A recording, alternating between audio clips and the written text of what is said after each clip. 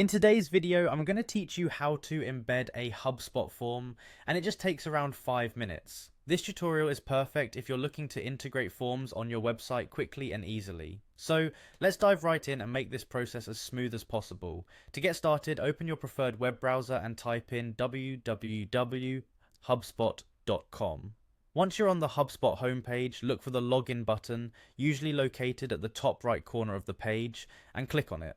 Enter your login credentials to access your HubSpot account. If for some reason you don't have an account yet, you might want to set one up first, since it's necessary to follow along with this tutorial. Once logged in, navigate to the top menu and hover over the Marketing tab. A drop-down menu will appear where you'll need to select Forms. This section is where you'll have the ability to manage all the forms for your marketing needs. Here, you have the option to either create a new form from scratch or select an existing form that you've previously worked on. If you're creating a new form, take note that HubSpot offers various customization options, so feel free to explore those to find a format that suits your needs.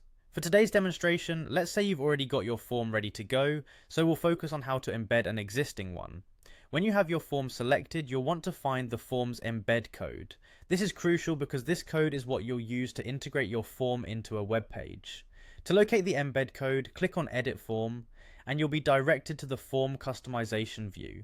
If any updates are necessary, you can make them here. Make sure you hit Update followed by Publish to save any changes. Now it's time to click Copy to get the full embed code.